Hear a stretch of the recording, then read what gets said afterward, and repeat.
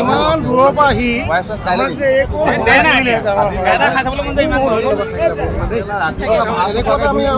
পোৱা নাই বহুত আশাই নাছিলে প্ৰথম বাকী অহাই নাই এতিয়ালৈকে।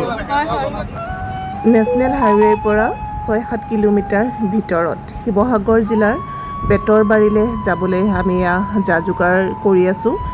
আচলতে আমি সোনকালেই পাইছিলোঁ, 2মান বজাতে শিৱসাগৰ পাইছিলোঁ, কিন্তু তালৈ যোৱাৰ ব্যৱস্থা আমাৰ হৈ আছিল যদিও আমি এইখিনি খোৱা খাদ্য যিহেতু মানে বনাই নিছিলোঁ আৰু সেইখিনি আমি সোনকালে যিহেতু তেওঁলোকক মানে পোৱাবগৈ লাগে, সেইটো কাৰণে আমাৰ কেইজনমান সহযোগী সোনকালে গৈ তেওঁলোকক সেইখিনি বিলাই আহিলে।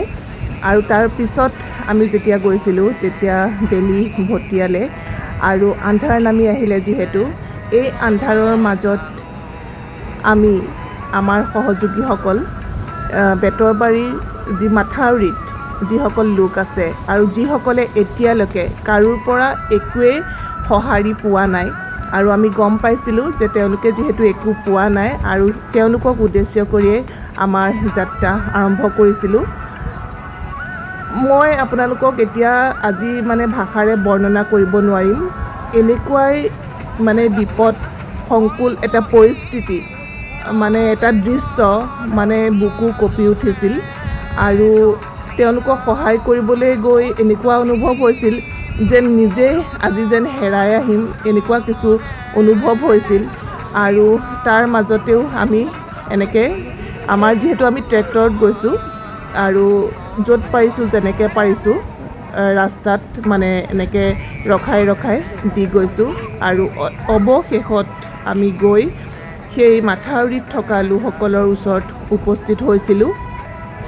আৰু আচৰিত লাগিছে কি জানে, মানে আমি আচলতে গৰমটো বাৰু সেই সময়ত অনুভৱ হোৱা নাই, কিন্তু আমি কষ্টত গৈছোঁ বুলি তেওঁলোকে আমাকহে মানে ইমান আদৰ সাদৰ কৰিছে, বিচি দিছে আমি কষ্টত আহিছোঁ বুলি। কিন্তু তেওঁলোকে যিটো অৱস্থাত আছে মানে মই আপোনালোকক বৰ্ণনা কৰিব নোৱাৰোঁ। আৰু সেইখিনি হয়তো আপোনালোকে দেখাও নাই দৃশ্য। 2 কাষে পানী, তাৰ মাজৰ এটা মাথাউৰিত তেওঁলোকে জীৱন নিৰ্বাহ কৰিছে। তেওঁলোকেই নহয়, তেওঁলোকৰ কণ ল'ৰা ছোৱালী, জীৱ জন্তুৰ পৰা আৰম্ভ কৰি সকলোবোৰ তাতে বনাইছে, খাইছে। এনেকৈ দেখিছে বেড কভাৰ, ত্ৰিপাল দি তেওঁলোকে আছে। ৰাতি হ'লে আন্ধাৰ, আমি মোবাইলৰ লাইট জ্বলাই এয়া গৈছোঁ।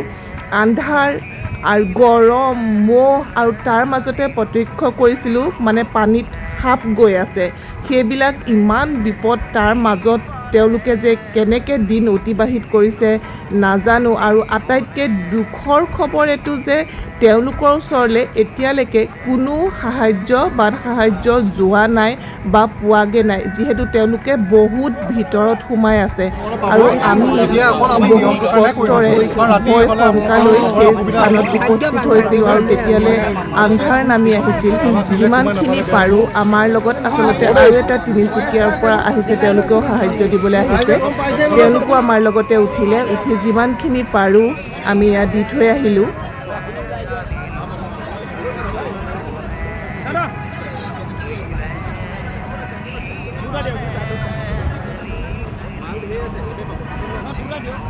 আহি থকা দিনবিলাকত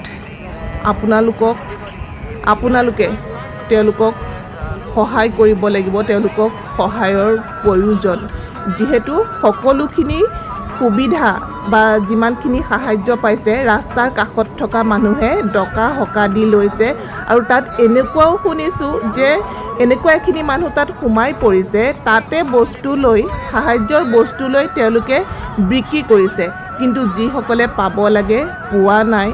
মানে জীৱ জন্তুৰ পৰা আৰম্ভ কৰি এই মানুহখিনি যথেষ্ট কষ্টত আছে। আপোনালোকে তেওঁলোকক সহায় কৰক। এনেকৈ ভিতৰত বহুত মানুহ সোমাই আছে, বহুত কষ্টত আছে। দিনত হ'লে ৰ'দ আৰু ৰাতি হ'লে মহ, আপোনাৰ মানে গৰম, তাতে কোনো লাইটৰটো ব্যৱস্থা নাই। ক'ৰবাত 2-এটা জেগাত চ'লাৰ লাইট মানে জ্বলি থকা অকণমান সামান্য পোহৰ পাইছিলোঁ। বাকী আমি এনেকৈ মোবাইলৰ লাইট মাৰিয়ে আমি যাত্ৰা কৰিছিলোঁ আৰু সকলোখিনি কাম কৰিবলৈ সক্ষম হৈছিলোঁ। আৰু আপোনালোকেও প্লিজ সহায় কৰক।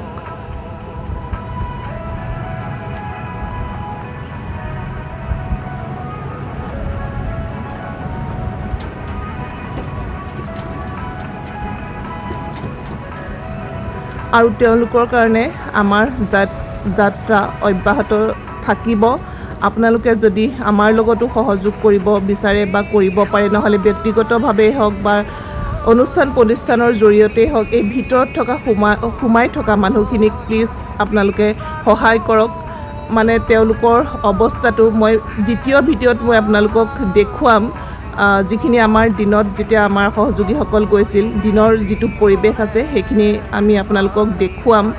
আৰু মানে বুজাব নোৱাৰা এটা অনুভৱ আৰু মনত এটা কি ক'ম, মানে আপোনালোকে পৰিস্থিতিটো দেখিলে নিশ্চয় বুজি পাইছে যে কেনেকুৱা এটা পৰিস্থিতিত, কেনেকুৱা ধৰণে তেওঁলোকে আচলতে আছে আৰু আমিও কেনেকুৱা ধৰণে আচলতে যাত্ৰা কৰিলোঁ। মই আচলতে মোৰ ল'ৰাটোকো লৈ গৈছিলোঁ, মানে এই পৰিস্থিতিসমূহ নিজে চাওক, প্ৰত্যক্ষ কৰক, অনুভৱ কৰক। কিন্তু পিছত মোৰ সঁচাকৈ কৈছোঁ বিৰাট ভয় লাগিছে যে মই ল'ৰাটোক কিহৰ কাৰণে লৈ আহিলোঁ। আৰু এনেকুৱা মানে এটা পৰিস্থিতিৰ মাজেৰে আমি নিজেও ওলাই আহিছোঁ, মানে ভবাই নাই, মানে এনেকুৱা যে ভিতৰত গৈ এনেকুৱা এটা পৰিস্থিতি হৈ আছে কেতিয়াও ভবা নাই।